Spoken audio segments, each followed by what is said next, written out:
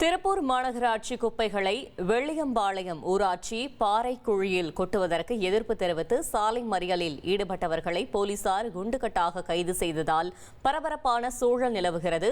கூடுதல் தகவலை செய்தியாளர் அருண்குமார் வழங்க கேட்கலாம். அருண்குமார், வணக்கம். கள தகவல்களை சொல்லுங்க. வணக்கம். திருப்பூர் மாநகராட்சி குப்பைகளை வெள்ளியம்பாளையம் ஊராட்சி பாறைக்குழியில் கொட்டுவதற்கு எதிர்ப்பு தெரிவித்து பொதுமக்கள் 100க்கும் மேற்பட்டோர் சாலை மறியலில் ஈடுபட்டவர்களை போலீசார் குண்டுகட்டாக கைது செய்ததால் சிறிது பரபரப்பு நிலவுகிறது.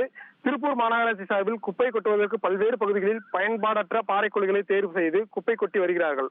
அதற்கு பொதுமக்கள் எதிர்ப்பு தெரிவித்து வருகிறார்கள். இதன் காரணமாக திருப்பூர் மாநகர் பகுதியில் சுமார் 15 நாட்களுக்கு மேலாக குப்பை எடுக்காமல் அனைத்து பகுதியிலுமே குப்பை மலை போல தேங்கி இருக்கிறது. இந்த நிலையில் திருப்பூர் மாநகராட்சி குப்பைகளை ஊத்துக்குளி தாலுகா வெள்ளியம்பாளையம் ஊராட்சிக்கு உட்பட்ட பயன்பாடற்ற பாறைக்குழியில் மாநகராட்சி சார்பில் இன்று காலை சுமார் 10க்கும் மேற்பட்ட குப்பை லாரிகளை குப்பை கொட்டுவதற்கு வருகை புரிந்த பொழுது அப்பகுதியைச் சேர்ந்த பொதுமக்கள் சுமார் 100க்கும் மேற்பட்டோர் லாரிகளை சிறைப்பிடித்து சாலை மறியல் போராட்டத்தில் ஈடுபட்டனர். மறியல் போராட்டத்தின் காரணமாக திருப்பூர் ஊத்துக்குளி சாலையில் போக்குவரத்து பாதிப்பு ஏற்பட்டது.